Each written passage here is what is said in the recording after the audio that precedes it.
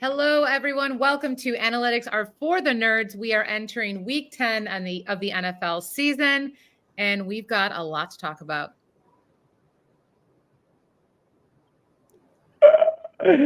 This We is sure horrible. do. It's gone. We It's sure sure do. do. It's gone. It's No, we're gone. just It's gonna do. over. Well, we don't even have an entry. It's just gone. It's not here anymore. What Okay, happened? so that was just so you guys know, if any, now that the SAG-AFTRA Oh, strike is gone, that was a good intro. yeah, that's it. That's Why aren't exactly we what doing that happened. now? Is that, huh? No, I Still don't not. have Okay. it. It's All right. gone. So It's we'll just just go gone. without the video. Oh, Oh, wait, we have it. We have it. I found it. I found it. Should we play it? We should play it. Let's play it. all right. Let me.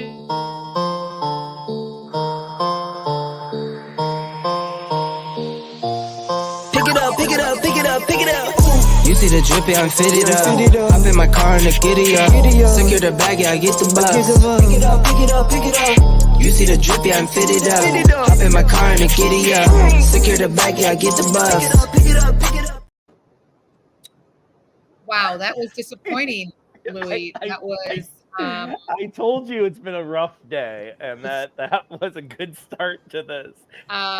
It just disappeared. Wow. I'm not even high today, which is the weird part. Maybe that's the problem. Yeah, that might be the problem. That was like a beautiful intro, short and sweet, and then all you had to do was like press a button, and you're like, and then I don't know how it lost, and then it came back. I'm like, you don't have it saved. I'm so confused. Well, it's daylight savings week, everyone. So welcome. We've got, as we all know, Louis, is it still 10:20 in your house? What time is it? It's 10:12. It's 10:12. It's always 10:12. I actually had someone tweet at me, a listener tweet at me and say, when is it ever going to be 10:30 at your house? And so by the end of the season, I am going to get this thing working and moving. I bet that's my goal. I always think about it on Wednesday at 5 p.m. You know, so next week next week we got a big show, so we'll talk about that in a minute. But maybe that's when I'll get the new clock working. Yeah, maybe. Let's see. I know you're in this very, very classy BBM league with the grand prize of $3.3 million. Can you afford Duracell batteries? It's not Duracell. That's the whole thing. If it was just Duracell, I don't even know what. I've never even heard of this type of battery. It's like something that like you gotta twist a tie or something, and then you gotta. There's a fishing lure. And then, okay. I don't know. It's not a regular battery. It's a very weird contraption. Once again, you sound like the kid that didn't read the book and has to present in front of class. You know, like the battery has like a fishing pole, and okay. That's exactly it. No, when I win BBM, I will buy a new a clock that works. We'll save the clock. The clock's beautiful. It's very home goodies. We like it. Speaking of $3.3 million, how are you doing this week in your BBM league? Okay, so I don't think you know this. So I fell down to 26. I actually feel better. I was telling Ryan this before the show. I actually feel better today than I did last week, and I'll tell you why. One, because I'm trying to convince myself I'm still winning $3 million. But two, no, it was a rough week. Like I had a pretty rough week there altogether with my team, and the fact that I only dropped to 26 made me kind of feel good about where I'm at here. And then I just got all good news all week about the team. Like I have, next week they said that Kyren Williams will come off the IR. David Montgomery's coming off the IR this week. Achane should be close behind these guys. So that's good. I have a fully healthy wide receiver group in Olave, DJ Moore. DJ Moore should be getting back field soon. That's a good one. Kirk, Evans, Mingo, Moore, Puka. All those guys are healthy. And then, of course, Kelsey and Andrews. You know, where I'm lacking here each week is just playing that prey game that either Kenny Pickett or Sam Howell looks like an NFL quarterback. And last week was not that week. Yeah, Sam Howell's been a pleasant surprise this year, just given the volume of throwing, right? I mean, one of the things that was predicted about Washington in the offseason was with the enemy coming over that they were just going to run more plays and be more pass happy, and that's certainly bearing true in the last couple of weeks. And Lou, what they say about BBM is that there's no worse lead in BBM than a 25 spot lead. So first place has got left out.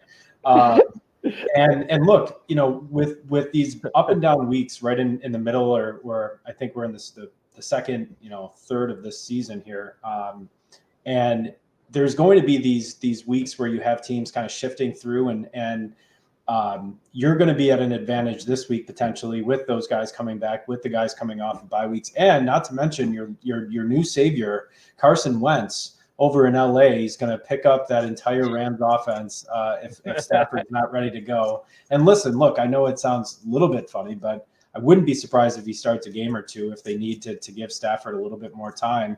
And look, he could support a couple of options. He's done it in the past, and he may not be a good real life quarterback, but damn it, we don't care about that. We only care about our fantasy teams. So, and the Bills. That's correct. It was very great closing argument there, Mr. Murrah. Very, very good. That sounds hopeful. Louis, do you feel good for this week then? You feel good for week 10?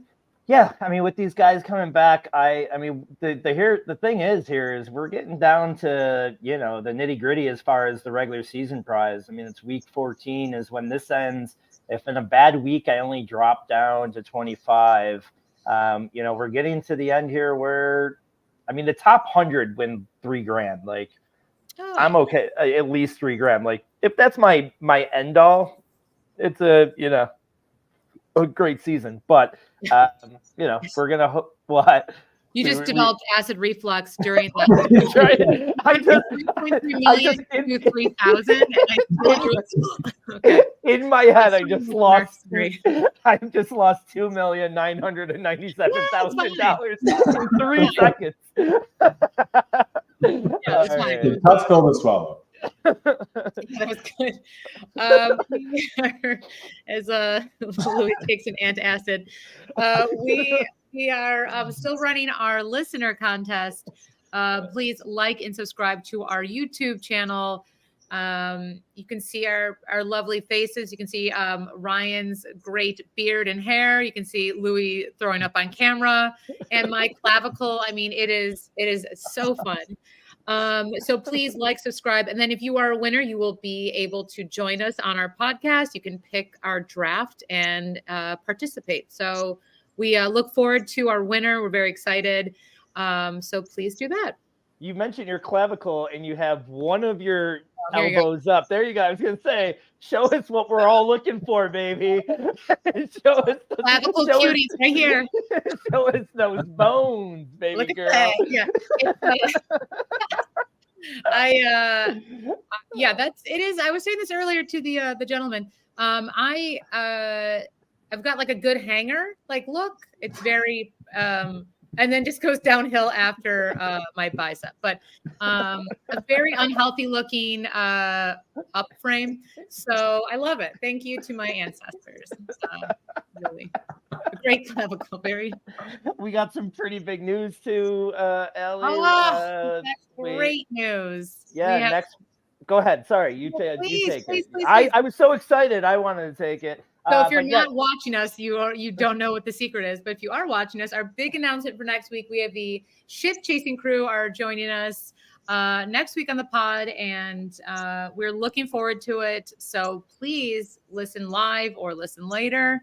We're very excited, and nothing like roasting Louis after a BBM week. Yeah, hopefully the top minds of fantasy. So they agreed to come on the show when I was top 10 BBM. They have not found out that I'm back in 26th place. They may not show now. They might see unless they have a big week here. They might just bail on us because I was a big deal last week, and now not so much. Well, we're all going to use our burner Twitter accounts to just say like Louis G is number 3. Yeah, so we'll make sure that happens. We're good. We'll make sure. Yeah, no. Pat's been on the show once this year, and with with our special guest Ryan Fay, and still talks about how horribly offensive we were that one. And now Ben Gretch and Pete will join him, and they're excited. They're a great group. Obviously, anybody that's watching this podcast has probably seen theirs, and we look forward to talking some ball with them. But I think we're going to have a little bit of fun as well. So looking forward to that next week, probably same time, and we might stretch it a little bit longer if A, I could convince Allie, and B, I can convince them. So we'll try to see what next week joins, but we're super excited. That's why we're doing this today, just the three of us, because we haven't done this in a while, and we're a lot of fun together, right? Yeah. Ryan, stop yelling. Okay. Since when is Ryan quiet this long into the podcast?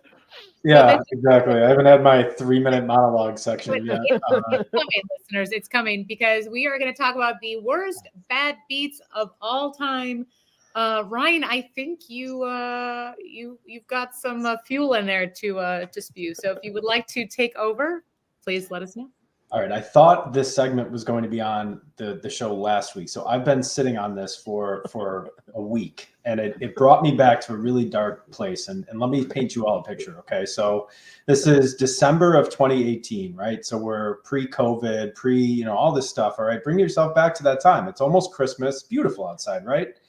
Well, you're in the semifinals of the first year of your the commissioner of a dynasty league, okay, and it's a 12-team league, and you make it to the semifinals after finishing 10-5 during the regular season, and lo and behold, you win your semifinal matchup, or so you think, by 0.2 points, 0.2 of a point, right? So you're following that game, and finally it's locked in, and you think you're set to go. Well, that's Monday. Monday comes, Monday night passes, the game is over, and Tuesday I think I'm going to the championship, right? I'm making provisions. I'm talking to the guy about whether we want to do a split of the money.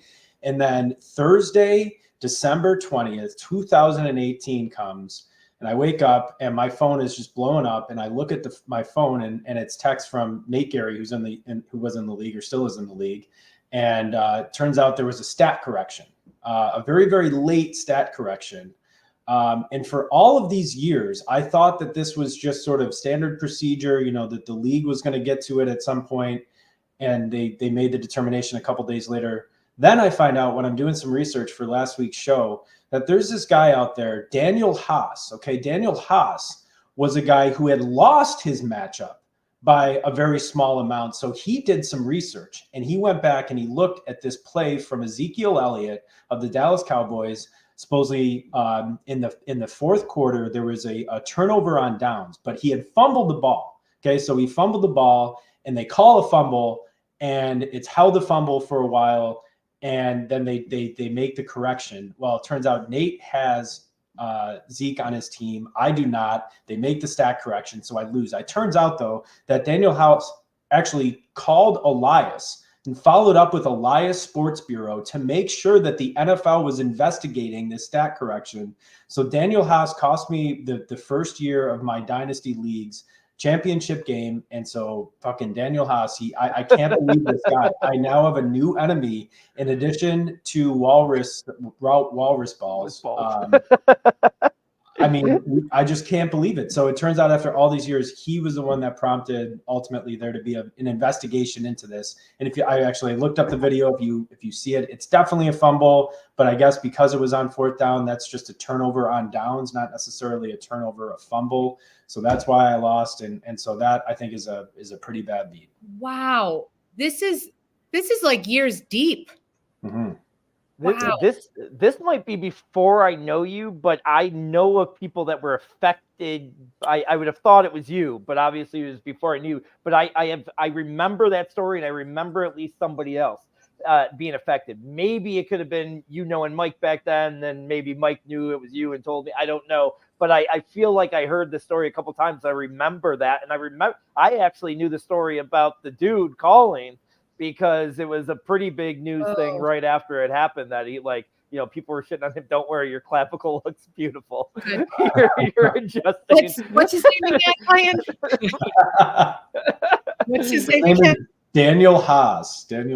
Haas. Spell his last name.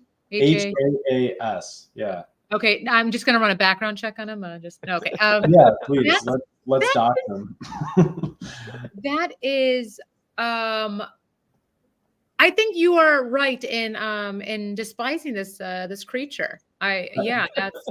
And maybe it's just that I completely, eliminated it from my memory when it happened, but I had no recollection that there was this guy who apparently called the league to get this stat correction. I mean, unbelievable. What a noodle. Ugh. Listen, if I lose BBM by 0.1 points, I am going back and watching every minute of football until I find my stat correction and win me my $3 million. So that's the thing. You don't know how much you're worried about your dumb $100 dynasty league. What if he was playing for thousands? See, but that's the thing. In this article, Daniel Haas claims, he goes, it's not about the money. Of course it's about the money. What else? You have nothing better to do it's about the principle of it. I mean, get real, man. All right, your mom's basement. Yeah. What a weirdo. Right. No, yeah. Boo him. Yep. Boo him. I have a fantasy one. I do have some of I didn't know which way you were going to go with this when you brought up wanting to do this. So I have some gambling ones too. I'll start with the fantasy one, because it was just from a couple weeks ago, and it actually was what first sparked my interest in doing a bad beat thing. In the Guillotine League that I run, if you don't know what Guillotine is, lowest score each week gets kicked out. Players go into free agency. Really fun format. I don't have the time to explain to you, but it's great. I was in second to last place going into the Raiders game on Monday night, and I needed to avoid one catch from Jacoby Myers. I had lost. I went in there losing, and my season was over. Then we get in the fourth quarter, and Myers hadn't had a catch yet. And now it gets exciting. It's okay, I totally expected to lose. And now this is one of the craziest things that's going to happen. He's not going to have a catch, and I'm going to win by 0.7 points. And then he gets one fucking measly catch for 8 yards. That guy had, and it was like a ball, down by the ground. He had picked it up off the ground. Clean catch, great catch. But that's what fucked me out of the Guillotine League, was one catch in the middle of fourth quarter. And what a tease. I thought I lost her, but it's like the hot girl. It's a hot girl telling you she was going to have sex with you and then just ditching you on the first date or something. It was such I didn't think I had a chance. And then I had a chance, and then it was gone. Right? Is that a good analogy? When there's a fisherman pole. Wait, have I been out of dating for so long that women will tell a guy, I'm going to have sex with you, and then they just don't check? Is that what happened? Is that Tinder? I don't know. That's cool. That sounds cool. Wow. That I'm sorry that you're out. How many more guillotine leagues are you in? None. It was my only guillotine. Guillotine takes a lot of strategy and work, and so I can only do the one that I run. And so it's that one I'm out. And so it was a tough beat, but there's always next year. I got some great betting stories though that I got to share, because the bad beat thing is always about gambling for me. And now that I've stopped gambling on sports, I could kind of look back and laugh at these now. But there's been a couple. Eagles Skins 2019 was a Sunday night game. I legit had the worst day ever. Just lost 1 o'clock, lost at 4 o'clock, probably lost the Thursday night game. It was one of those weeks where you just gotta put the big bet in to kind of bring your losses down a little bit. And I got the Skins. They were plus 4.5. Yeah, 4.5, and they were up 7 points. Yes, sorry. 7 points with 32 seconds left.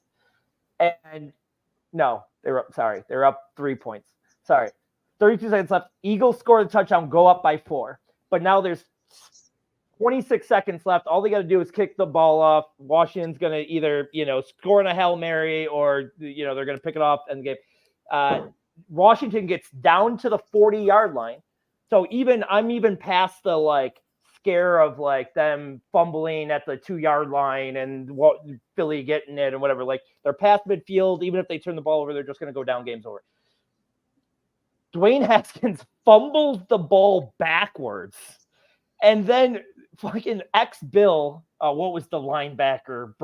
Nigel Bradham, ex-Bill, scoops up the ball. And instead of just going down like you're supposed to as a professional, he runs to get the touchdown, literally got tackled at the 2 and tripped into the end zone. And so it was one of the craziest beats I've ever had. And I remember not even flinching. I remember being so depressed about the week being so bad that when this happened, it was just like, of course that happened. I'm not shocked at all, but it was one of the craziest ones. Another great one, I was with our friend Mike Shope at his house for this. This had to be a pretty big one because everybody bets the props on Super Bowl Sunday. Go to Mike's house to watch Super Bowl Sunday. He bet the Patrick Mahomes, the year that they played San Fran, the Patrick Mahomes under rushing yards, which was under 29.5. And Mahomes early on in that game had, I think by the first half, had 44 rushing yards. So he easily lost that like right away.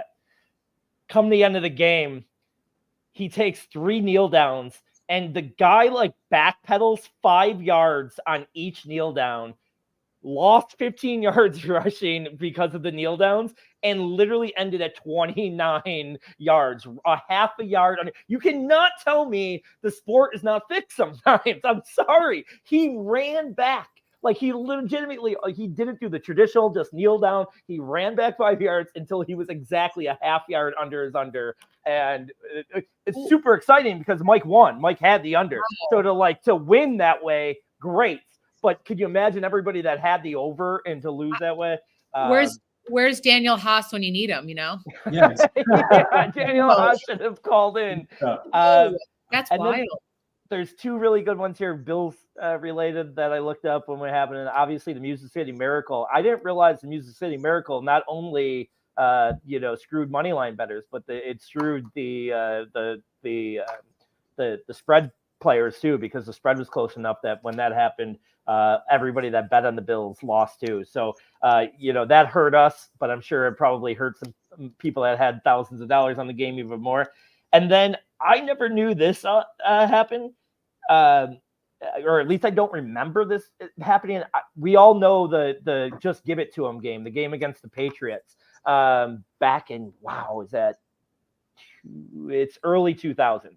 But the Bills are up like 4 with just like seconds left. They're plus 3.5. So even if New England comes down and gets a Hail Mary and scores a touchdown, whatever, you're still covering by a half a point. The game was over. New England throws a Hail Mary. The refs talk, and the camera literally caught them. I don't know if you remember, say, just give it to them. And so they gave them the pass interference. The 1 untimed down. They're still down 4. 1 untimed down from the 1.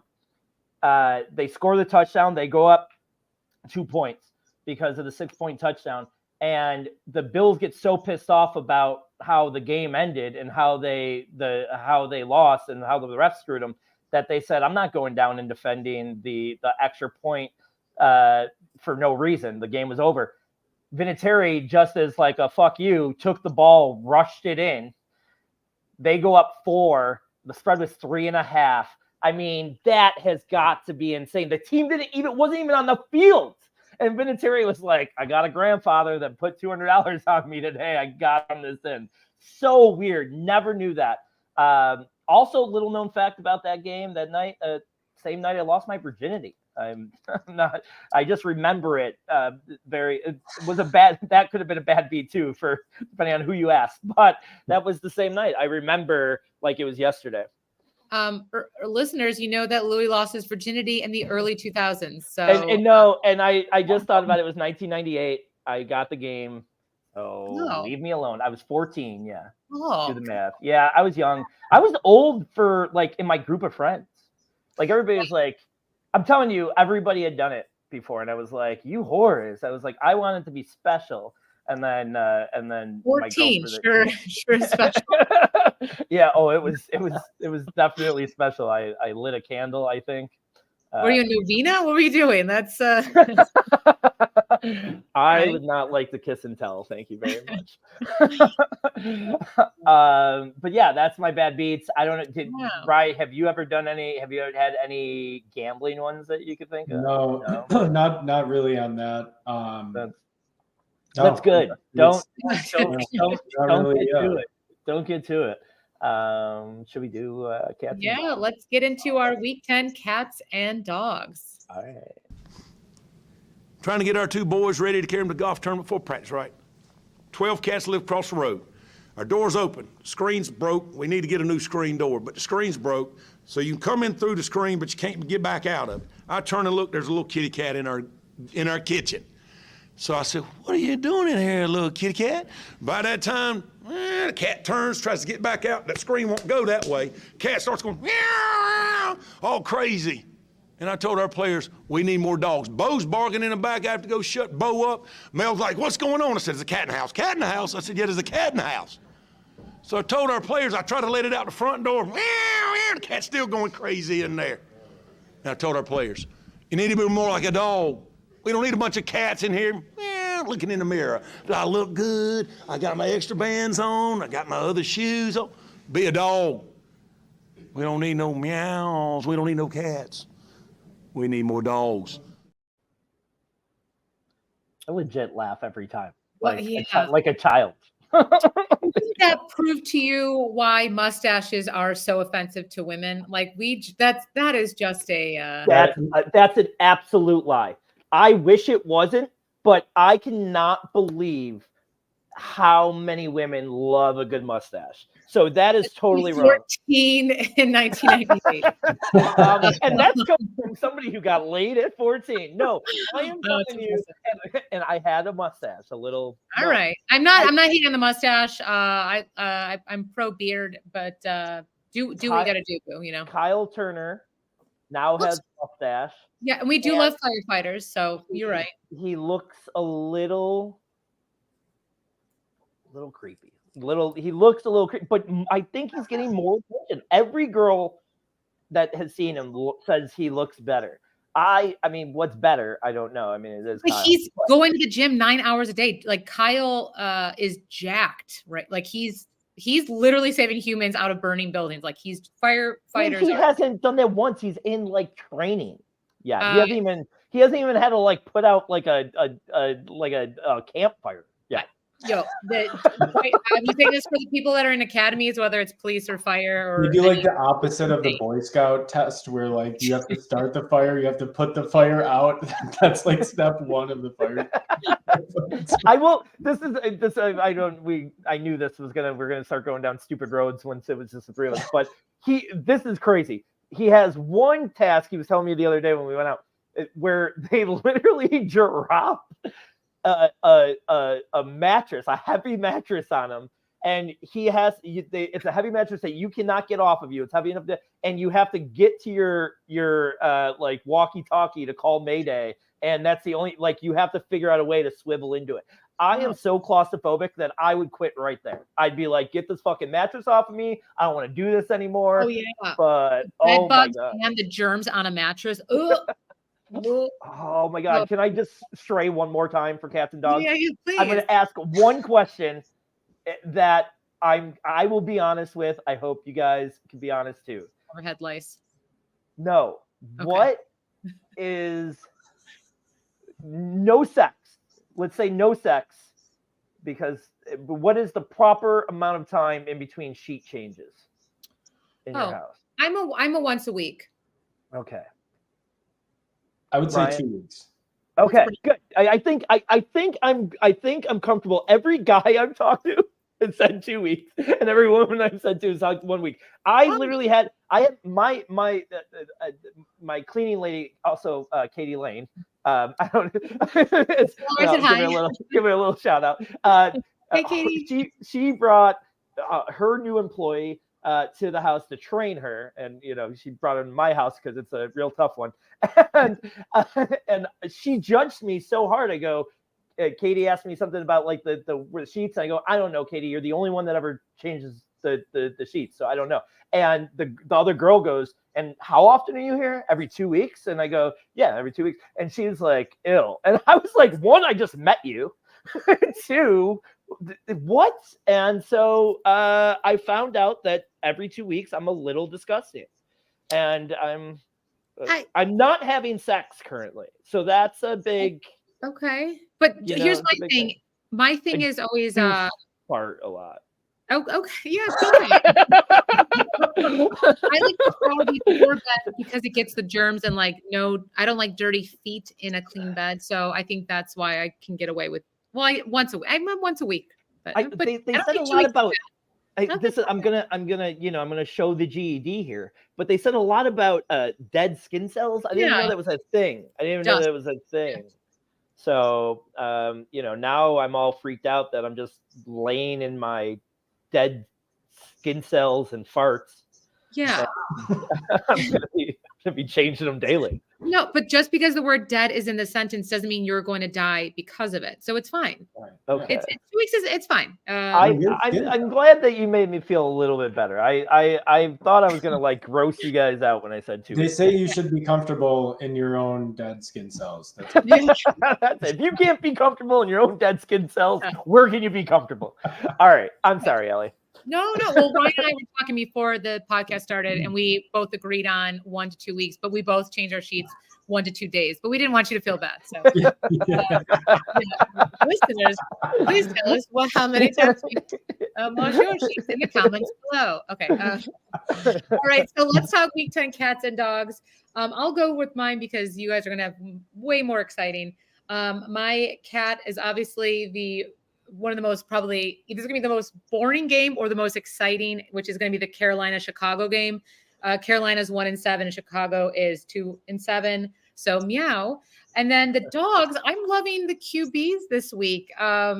Joshua Dobbs, we didn't really talk about this, but I know I made fun of Minnesota for a few games, but I mean, great job, Dobbs. They're going to play the Saints this week, so maybe Minnesota is going to keep it up. And then the other one is, I think, someone to look after, which I think people are, but CJ Stroud, he just had the record for most passing yards in a single game, which is 470 by a rookie, which he just beat Andrew Luck, who was at 433. So that's a great player to have. I don't know if he can do it 2 weeks in a row, but they are playing the Bengals this week. So that could be a team that Stroud can throw some yards to. Yeah, I was very close this past week to executing a trade to trade Stroud away before that big game for a deal involving Kyler Murray, which still might end up being a good move, but I'm certainly not doing it now, not after that big performance. I think you're holding Stroud pretty much anywhere. But Ellie, you do it again. You always set me up so nicely with my dog of the week. And this is a guy, look, I'm going a bit deeper on the sleeper here. So this is a guy I didn't even know existed prior to doing some research for this show today. He is potentially going to be the wide receiver 3 for the lovely Minnesota Vikings, Josh Dobbs-led Minnesota Vikings. It's Tristan Jackson. Let me try that again. Tristan Jackson, okay? Osborne is likely going to be out. Okay, he had a concussion, really severe injury during the last game, unlikely to clear in time for the game. I also don't think Jefferson comes back for this game. They did activate his window, but they have 21 days, so I doubt he's in. So we were looking at the number 3 or potential 4 option in this passing game, and I expect with playing New Orleans, they're likely going to need to be pass happy, right? Dobbs is going to probably, even more so than last week, continue to rely on the passing game. And he doesn't have favorites yet, right? Dobbs doesn't have favorites. He doesn't even know half the guys' names. That was half the joke last week. So Lattimore is going to be on Addison. Hawkinson's banged up. So I'm predicting that Tristan Jackson, if I could say his name, is going to get you anywhere between 10 and 15 PPR points this week. That's my prediction. Okay. Wow. Cat of the week is going to go to a quarterback of a team that actually is a cat. So it's going to be Trevor Lawrence. He has, I couldn't believe this when I looked this up today. Do you know he only has one 300-yard passing game this season? I couldn't believe it. I thought for sure, just based on, his numbers and even his perception, right? I mean, the perception of the Jags and Lawrence is that, they're having this prolific passing, season. The numbers don't really bear that out. He's going up against a rested and a revamped defensive line for the 49ers who just got Chase Young. They just had a bye week. And look, I know they're playing at home, but I expect it to be a low-scoring game. I don't expect Lawrence to hit his 300-yard threshold. And I think he's going to be fewer than 20, points in a standard quarterback scoring league. So Trevor Lawrence is my cat this week. I'm going to do the Ryan here, and I'm going to take a few. And there's a couple reasons. One, I have don't say Kevin James. No, I have struggled on these. So I want to put out more so I have a better chance of hitting. And two, you guys both set me up good for a lot of names that I was thinking of here. I want to start with the game on Thursday night that you said it could be a cat, Ellie. I have some guys here that I'm a little excited about having a big game tomorrow night. And, I love a good revenge game. It's DJ Moore's first game back in Carolina. I'm excited about playing him wherever I can. Dante Foreman was with the Panthers last year. It still looks like he is the guy there. Herbert's coming back. Roschon's getting mixed into it. I wouldn't expect Herbert to have a huge role this week, and Foreman's been rolling. So I'm excited a little bit. I think that they give him at least one more week as the lead back here against his former team, and they're really bad against the run. So I like that. And with the injury, acid reflux. I like Mingo a lot here this week. I think this is his chance, right? Like this is finally with DJ Chark out. He hasn't been getting the volume. I think with Chark out, he might finally get that opportunity. And I wouldn't be surprised if you have Mingo on some best ball teams if you didn't make your lineup. Then I'll go with my main dog of the week, though. And I'm really excited about Kyle Phillips and just in general, wide receiver for Tennessee Titans. He kind of emerged last week for the first time. It looks like Levis is going to kind of, maybe build something with him. We've talked about this on this podcast a bit. New quarterbacks and quarterback changes. Like once there's you kind of throw old dynamics out the window and hope that maybe they hit on somebody new. And it looks like Phillips might be that guy. Traylon Burks, unfortunately, hurt again. And I was so high on Burks. I'm gonna take that loss, but I do think Kyle Phillips, especially against a really weak pass defense this week, can be somebody that you want to find in lineups, especially in deeper leagues. But that's more of a deeper. But I like him a lot. Cats, I have two, and you mentioned one, the Jacksonville game. Jacksonville's really good against the run. I think they're second best against the RBs for fantasy. I'm not saying Christian McCaffrey is going to bust. I'm not going to say that you shouldn't start Christian McCaffrey, but I think you should really temper your expectations for him this week. I think this might be that one bust game that he does have. I'm not expecting the big game from him. And like I said, I'm not going to find anywhere to put him on the bench most likely, but I would just hold back expectations. I wouldn't be putting him in any of my DFS lineups. And then Devontae Adams against the Jets and their great pass defense. Bad quarterback situation. Things are getting ugly there. I'm getting to the point where on some teams where I'm deep at wide receiver, Devontae Adams will not be an option anymore. But that's all I got. That's it. That's good. Those 10. Besides those 10. Hopefully, whatever one of those 10 work, I'm gonna edit that version out 100. And put the video out for sure. Did you just say 100? Did you just say 100? Did you just lose 15 years of your life? Did you just go back? Did you just get younger? Me? Yeah, you said 100. I said poor Devontae Adams. Oh, I thought you said 100. Like, yeah, dog, 100. Oh, I could say that sounds much cooler. Yeah, I literally thought you said that. I'm sorry. I'm 100. Yeah. Oh, that was no, well said. That was well said. Any games either of you are looking forward to, obviously besides the Bills, that you think is going to be most interesting to watch this week? Right. Got anything? I don't have anything off the top of my head, but Off the top of my head, no.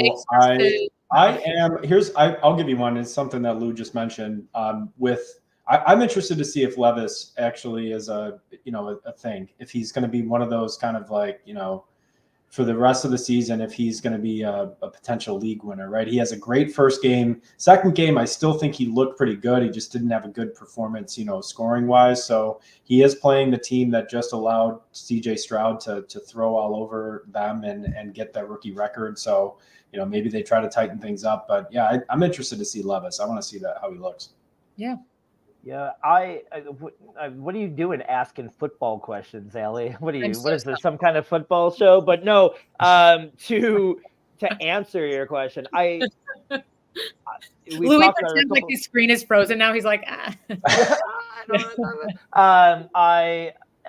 we've talked about it a couple times or hit on it, but I do think the Jacksonville San Fran game is like a possible Super Bowl, preview. Both those teams are playing really good right now.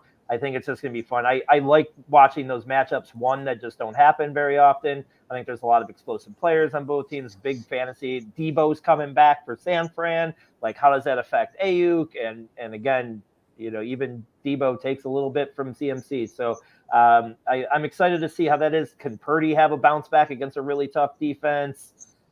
San Fran's a little interesting right now, so I'm excited for that game. Follow-up football question. I'm so sorry to ask these questions on a football podcast. Are we thinking there was a lot of talk mid-season that season that Miami was going to potentially be the team that represents AFC? Do you think that they are now crumbling, and is Tua just not a strong enough quarterback to take them as far as they need to? No, it's not. I don't think so. I still think that they're a legitimate threat, not only to win the AFC East, but also in the conference, to advance in the playoffs. And quite honestly, it's that I think you can try to keep that offense down for a period of time, but it's something that I think they're going to continue to sort through and figure out.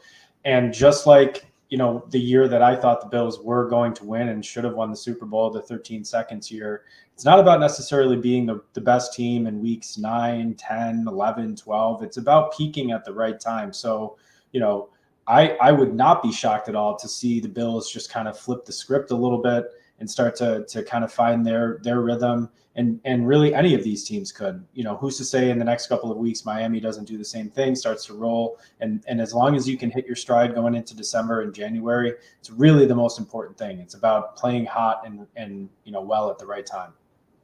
Perfect. I just wanted you to get a clip that Louis can construct. So when Miami goes to the Super Bowl, we can use that. Big Ten, you heard it here, everyone. Perfect. So would we like to move into our top 10 dynasty tight ends? Louis, do you want to pull up that list? Yeah, I will in a half hour, usually, probably, right? No, I got it. Look at that. Quick. You got it? Perfect. We've got the list now. Okay. So I tweeted here today. Found that our chat from Twitter. Oh, should I pull that down? Okay. Yeah. Did we say anything offensive in that? No, like that. It was very sad. Only one time. So I did my top 10 dynasty tight end rankings here today. Tweeted them out. Kind of wanted to bounce them off Brian, see what he thinks, where he's different here. But I have Dalton Kincaid as number one right now. I think he's showing that he is going to be the tight end that not only the Bills hoped, but many fantasy managers hoped. You got to remember, and I know a lot of the listeners have been listening to us since the beginning with me and Kyle. We are a tight end premium show. We talk a lot about tight ends because we're in a lot of tight end premium leagues. And it's an important position right now because it's so shallow that I think it's becoming even more important to get some of these big guys. So Dalton Kincaid, number one. I have Laporta, number two, which I think, you can probably flip those guys either way. Travis Kelce, number three, Brock Bowers, Hawkinson, Andrews. Kyle Pitts post Arthur Smith. I don't know if I want to bet on Kyle Pitts at all anymore until Arthur Smith is fired, but I still have to keep him up there for dynasty purposes. George Kittle, and here's the thing: when I started writing this list, I thought there would be no way. What is he? 30 years old, Kittle. Like I just thought there would be no way that Kittle would end up on this top 10. But that's how shallow this is. That he's so good compared to other tight ends now that he even he makes this list over some of the younger guys that just aren't showing the right promise. Luke Musgrave had a good start to his career, his career this year, and then kind of fell off. But I still will bet his youth and athletic ability, and then. I think Jake Ferguson here in the 10th spot might surprise some people, but he's really putting together a really good season. And I know that they drafted Shoemaker or whatever. I don't think that they're going to just move off of Ferguson, especially if he could stay affordable. They kind of moved off to Schultz as soon as he built himself into the big contract. I think Ferguson has a couple more years. And even my boy Schultz even went somewhere else and stayed productive. So even if he went somewhere else, I think he's an actually really good tight end. So that's where my top 10 is. I don't know. Do you agree, disagree? Are you different than me, right? Yeah, so I think it's a very good list overall. And my initial reaction to your top two, I was expecting to come in and have Laporta number 1 and Kincaid 2. But as the more I thought about it, and I think probably for many of the same reasons, you have Kincaid over Laporta. Some of the QB stability. I mean, I'm going to trust Allen over Goff, plus question marks over the next couple of years. It's a coin flip. The production from Laporta in the first couple of games being so historic, it's almost a shock over the past couple of weeks to think that Kincaid, unseated him in that regard. But he's really starting to show that he's a target monster. And the way that I created a list too, the way that I try to create my list is, would I trade any of my players for anyone that's ranked lower? Okay. And so you're going to be potentially shocked, maybe not knowing me, but I have Kyle Pitts number 3. And look, I will apologize for that guy till the day that he is no longer on the Atlanta Falcons, I guess. But I mean, seriously, I'm not doubting the talent. He was drafted 4th overall for a reason, and I know he's talented. I know his coach is an idiot, but I still going to buy into that. I have Bowers 4 as well, just from what I know about him. Dane Brugler just released his top 50 prospects, and he's number 4 overall out of any player position in the entire college, the draft eligible college football class. And that says a lot to me. It reminds me a lot of Pitts. 5th for me is Andrews, followed by Kelsey. I still think Andrews has an edge over Kelsey just based on age. He's close enough to me in production, and I've said this for 2 years now. I've been wrong, and maybe it's the new Derrick Henry for me, but I want to be a year early than a year late with Travis Kelce, and I know that wall is coming, and so he's outside the top 5 for me. Then I go 7 with Hawkinson and 8 as Kittle, pretty close to yours, Louis. My 9 and 10 are different. They're not in your top 10, but they're probably pretty close. I have Ingram number 9. I still think that, look, even if he's not, well, actually now he is tied to Jacksonville for the next couple of years. They clearly love using him. They have a plan for him. And no, is he going to get you those insane spike weeks, like Kittle would get you? No, but he's going to get you that solid production. So to me, he's a top 10 tight end. And 10 for me is a wild card. It's Trey McBride. I like what I've seen the first couple of weeks now that he's starting to get that full-time role. His draft pedigree is good enough to me to warrant him in the top 10 consideration. And I'm very excited to see what he can do with Kyler Murray coming back. It may take a couple of weeks to get some chemistry, but I like McBride. I like that. Trey McBride, that's a good pick. Nice. Yeah. Great list, Lou. And Ryan, great list. So moving on to our. She said me first, though, so I think she really meant me. Never else. I was 14 once, Allie. I know those hints. Yeah. Move on. No, I'm just like when I was 14, I still had a crush on like every 50-year-old. So I'm. At least it started young. Yeah. No. Yeah. So moving on, we are going to do our reality TV star draft. There was a very interesting, I don't know if it's a statistic or if it's actual research, but there was something that came out this week. Do you have that quote? Yeah, I have it. And it basically, I'll just wait. I won't. Yeah. I got it right here. And it wasn't. I am looking here now. I thought it's one of those things that came. It came around social media today, but it is dated January 5th, 2022. So it's an old thing that just started going around. But yeah, go ahead. You read it. Okay. And yes, yep. January 5th, 2022, which means, again, it's an insurrection article. So let's not take it too seriously. A celebrity obsessed people are less intelligent. New study boldly claims it does come from the New York Post, which doesn't like anyone who's ever read a book. They're like a very kind of news source.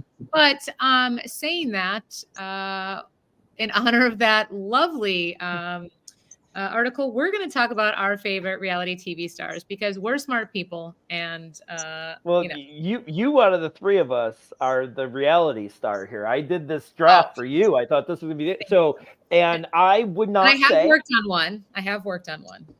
You worked on a reality show. I worked on Jerry Seinfeld's The Marriage Ref. So everyone's mom loved that show. It was on NBC in the probably around 2012. And again, Tom Papa was the host. I was a recruiter, so I would just find people. The show was about couples who had an argument, and then the audience would have to decide who had the husband or wife or the boyfriend, girlfriend, or the two partners who had the better argument, and then you picked who won. Well, I will say, even though you are definitely the most into this genre out of the three of us, I do not think you're the dumbest of the three. So I think that article may be wrong. Thank you. That's so nice to say. Braid my hair. Okay, so we're gonna. You want to do the? We'll do the other. Yeah. I'll do this. Ryan's Googling right now. Yeah, Ryan's going to struggle with this, but Ryan, you're going to get the first pick at least. And Allie, you get number 2, and I have number 3. And we'll do a little snake draft. And because there's only 3 of us, let's do 6. We'll flow through them. Oh, no, too much? Do you not have a list that way? All right, let's do 4. All right, Godspeed. Godspeed. All right, Ryan. I know you're not a big fan, but what do you got? I am not a reality TV guy, but my fiance Chanel is very much into the reality TV. So in preparation for today, actually my only preparation for today, the draft, was to ask Chanel who I should draft. And when I first asked her this question, I mean, she was lit up with excitement, knowing that she could, give me some input and some help on this. And so the first name that she gave me, and I hope I'm pronouncing this correctly, Nene Leakes or Nene Leakes. Very good. Is that a good 101? Real Housewives of Atlanta. She's now suing Bravo for racism. It's very edgy. All right. Well, this is all I know. This is my scouting report from Nene Leakes. Okay. She is very funny that she speaks her mind. I have arrived is one of the quotes. I have arrived. And then it says, I said what I said. She's hard to summarize, but she's confrontational and apparently is the best housewife of all time. Nene Leakes, welcome to the squad. Oh, so great. I can't wait to meet Chanel one day because I can't wait to talk Real Housewives of Atlanta. It's amazing. You did so well. So well. I'm going to pick, I think, someone who has changed reality TV. The woman who is the leader of reality TV of this century. She gave us contouring. She gave us vocal fry. She gave all of us women body issues. I'm going to give it to Kim Kardashian. Yeah. I think that was the 101. I'm not saying. Yeah, I was going to say I'm not trying to say Chanel was wrong, but I think Kim Kardashian needed to be the 1-1. I want to go with things. I haven't watched much, right? I watched a lot of early stuff, so I think my list is going to be a little bit earlier stuff. And I did catch a lot during my marriage of things I didn't want to watch, but I'd be like, oh, that person isn't that horrible. So I think I might have some weirdness. I one show that I really enjoyed, me and actually Kyle's girlfriend, Mary Greenfield, when I lived with her, we would make this a big thing as a friend. I wasn't dating Kyle's. We should clarify that for the audience. But when we made a big American Idol night, and Simon Cowell needs to be on this list. I would assume that Simon Cowell is, I mean, he's one of the most well-known faces in the world, and that's because of American Idol, and he fit that role perfectly. He was like the first like bad guy of reality TV. Simon Cowell needed to be a first-round pick, and I'm glad to have him.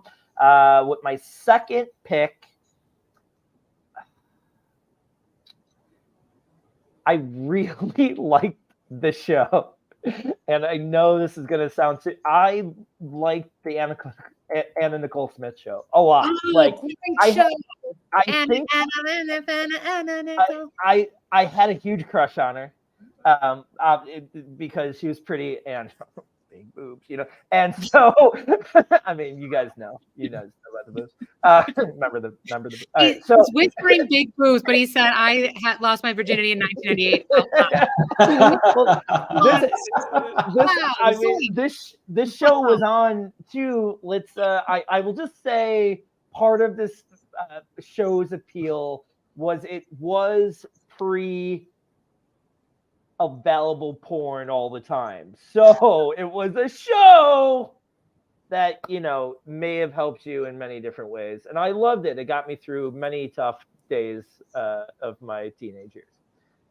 She was a really, all jokes aside, she was a really cool, like a different character. Her life story is actually really great. She was out of her mind while the show is, and that's kind of shitty because they kind of took advantage of her, like Jessica Simpson. I shouldn't, maybe spoiler alert for another pick in this draft, but I feel like she got really exploited when she wasn't like the smartest, but I really did. I just thought her whole story was, you know, she was on the streets at 17 and ended up dying a millionaire, and that's cool. Yeah. And the show was fun. They presented it well. Yeah, really, really great show. That was a E television network show. So great. I am next. I'm gonna pick a classic to all of us who are hitting the 40 years old mark. I'm gonna pick Elsie, Lauren Conrad from The Hills. That was such a great show. Lauren Conrad gave us cool girl energy. She gave us a Kohl's collection that's still available. And she just was always the cool girl, was so nice. And she shouldn't have gone to Paris, if anyone knows that reference. But I know who that is. I didn't watch that show, but I can tell you who Lauren Conrad is. So I would imagine that should be a second round pick if I know who she is. Yeah, her and I are the same age. She had beautiful hair in high school. I had dandruff. So like, I was like, how do you do that? Really, all you had to do is wash your hair, and I could have. But just great show. All right, Ryan, flip it for two. I don't know who any of these people are, but this is great. So the next person I'm gonna go with, it's from I'm between three people, and mind you, I made two lists today. One was a list of 5 people that I actually knew who they were on reality TV, and then there's a list of 12 that I didn't know. So I'm going to pick one from the ones that I actually know, and I'm just trying to quickly decide. I'm going to go with The Situation. I don't really know too much about him, didn't watch the show, but I know Jersey Shore was huge, and probably, you know, Snooki, Pauly D, those are the other two that I knew, but I'll go with The Situation. Man, I'm doing so badly at this. My next one, I also know this guy too, so I'm gonna go back to back with picks that I know. Andy Cohen. He's kind of funny. I don't know anything like what he's talking about when he's like, you know, with like the hosts or the guests that he's bringing on, like they're talking about stuff, but he's just entertaining. He's very funny. So Andy Cohen is going to be my third pick. So you can listen to Andy Cohen talk about anything. I like Right. it. I love that Chanel makes you watch What Happens Live at night. So that's and I did the Mazel of the Day. That's the I've seen those. Yes. So that's the yep. Ryan's very excited. So I love a good train wreck. I love garbage. So this pick is a character from a show that's been on for 18 seasons. It's going to be from the show. It's Cody Brown from Sister Wives.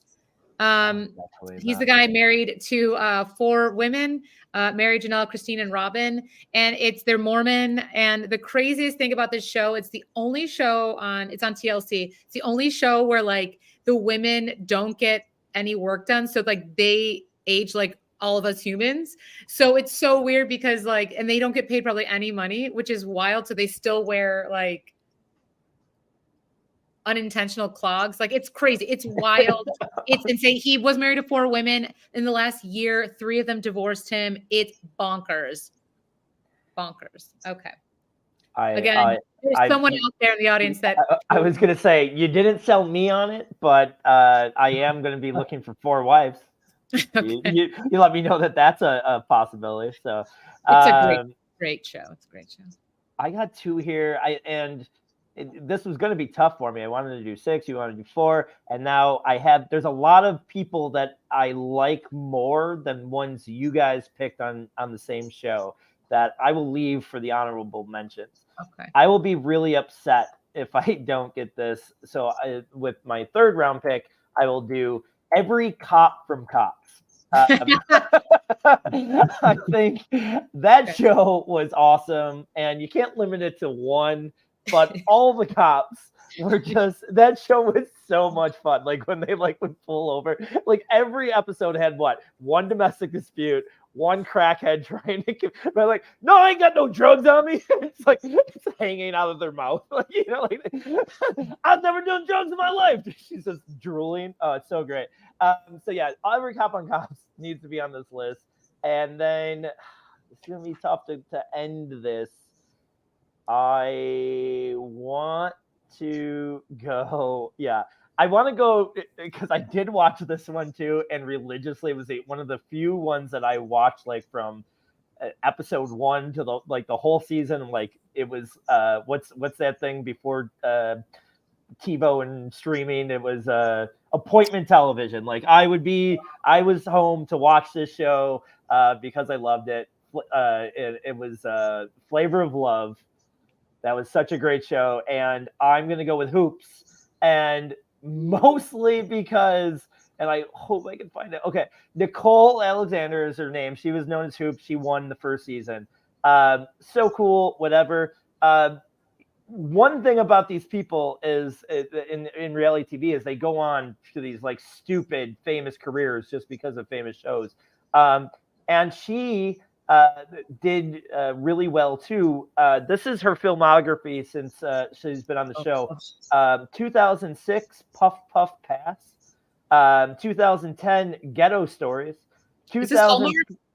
What's that? Is this Hallmark? I don't even know. I can't tell you. 2014, Basketball Girlfriend. 2018, First Lady. 2019, First Lady 2, Maria's of Revenge. 2020, Turnt. Also in 2020, First Lady 3. 2021, Dimes, spelled D-Y-M-E-Z. In 2022, Stay Fly. And coming in 2024 is Turnt 2, right? Turnt. I think it's 2 Turnt. You're right? How many of those were filled with Air Bud? I feel like these are all going to be like, I'm going to watch them all. I'm going to watch the whole trilogy of First Lady. Amazing. I have a feeling it's going to be some like really bad Skinamax movie. That's what I'm hoping for. Like not real porn. I don't want to watch a real porno. I want to watch one of those that just showed kind of the boobs, but had a good little plot to it. Yeah, you were into art. Yeah, it was art. Yeah. for sure. So those are my last two. I have some good honorable mentions, but go ahead, Allie. Excellent, excellent draft, Louis. My closer is, again, probably just for all the ladies in your lives. I'm going to pick. I love Project Runway, a show on Bravo, and I'm going to pick Kristen Siriano, who was on a great season, and now he helps in the hosting duties. So Kristen Siriano in Project Runway. I've heard of the show. I haven't heard of him. He's a great designer. He designs people like dresses for the Oscars. When he won, he got a job like designing shoes at Payless, which okay. But now he's like making Oscar dresses, so he's great. Anyway, Ryan.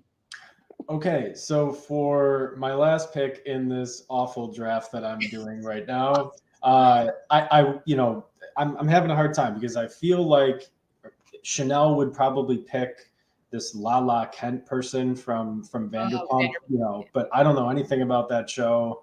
There's this Tom Scandival figure, and I don't know anything about that, so I'm going to just skip all of that. And I'm going to go with a personal connection on a show that I think should be represented in this draft, all feelings aside. The Bachelor, right? Should be on, Bachelor, Bachelorettes, one of those, contestants should be on there. I'm going to be a little bit of a homer. I'm going to pick Jason Tartick because I played soccer with him growing up. And he's a nice guy. And so Jason Tartick is going to be my Mr. Irrelevant. So very sweet. And I'm sorry that him and Caitlyn recently broke up this year. So thoughts and prayers to Jason. You just broke that news to Ryan. He was like, oh. No, I did know that. Caitlyn Jenner? I'm like, no. Yes, I did. I was aware of that. I thought you might have went the football approach. Wasn't Palmer on the Bachelor? Oh, Jesse Palmer was great on it. And now he's on like all the cute baking shows. And Chanel actually gave me another one too. Travis Kelce had his own reality show, so we could have taken him. Chasing Kelsey or something, right? Yeah. I would watch a Kelsey reality show for sure. Yeah. I have some honorable mentions I want to run through, and I'm sure you might have a couple, Allie, because you're the expert. But I am surprised nobody from Vanderpump got picked here. I had Lisa Vanderpump on my list. Nicole Richie. Do you remember The Simple Life? Like that show, she was so funny. I like everybody else, like Paris Hilton was like a lot to deal with on that show. We all watched it. Like that was like when reality TV was so big. We still all watched it. And Paris Hilton, the sex tape had just come out. Like she was the big, but Nicole Richie was so funny during that. Like she was, I wanted to marry her because of her personality after that. Sorry. Khloe Kardashian's by far the best Kardashian. So she was on my list. I don't love Kim, but I couldn't pick another Kardashian. That list doesn't need it. Ryan Seacrest, but we picked Simon Cowell. Two guys from one show. When you started saying, Ryan, a show that needed to be represented, I thought you might go this route. Two guys from the early on Real World. Puck, on my list. Yep. Puck and The Miz, both. The Miz went up to be a wrestler and getting fame out of it. Both of those guys were really, really good early on when those were like the first reality shows ever. Richard Hatch, I watched the whole first season of Survivor religiously, and he was what made that show. And that show's on 28 years, and there's no other reason why that show gained popularity than Richard Hatch. We was walking around naked. It was a big thing. And he, that show gained popularity and it hasn't lost it since. I have not watched it since the second season. Snooki, but the situation was taken. And Kendra Wilkinson was my other one, another crush that I had. That show was really good where they all loved Hugh. And I thought she was the funniest and most down-to-earth one of the three. So she was my favorite horror of the episode. No, they have a great book too that came out. It's crazy. Brian Dunkelman was the original host with Ryan Seacrest on American Idol, who is from Jamestown, New York. Just a heads up. Yep. But yeah, Big Brother. That's a great show. Like Dunkelman, comedy. Yeah, he did comedy in the area. He was like friends with our friend Chet Wild and like something like that. But like he passed on that. Like it was him and Seacrest, and then like he got mad that Seacrest was like whatever it was something going on like during that first few episodes that he didn't like, and he like how do you think he's looking back at his career choices? Ryan Seacrest is like, just making millions of dollars. Yeah, a couple others I thought of. Johnny Knoxville. That would have been that's good. Yep. Ted Allen. I had to look up his name, but the host from Chopped. I love that show. It's a great show. So I think that technically counts as reality TV. I don't know. It sounds pretty scripted to me. But same with Impractical Jokers, but it did have some charming moments right at the beginning before you're like, all right, clearly everybody knows what you're doing here, but let's just pretend like we don't. And that was pretty much it. That's all I had. Yeah, every makeover show that would not be allowed on TV anymore because it's just being mean to people with bad style. Those, great. You're right. Those are all good shows. Great draft, everyone. This is do we have the winner of last week's draft? I think it was me. It was you, and you're catching up in like overall championships. And guess who's not? This guy. I got one win all season. It's not. You're catching up with Ryan. Our guests aren't doing too good, but yeah, Ryan's been killing it. I don't think he's going to win this week. I mean, you're the expert, so I hope you get another win. But I don't know. All the cops from Cops is a pretty good pick. It's pretty Yeah, if we draft legal theories next week, and and for I think I need a strands of weed, and then I think I'll finally win one. Look at us, we're going long. The 1 week we don't have a guest, and we're going long. Yes.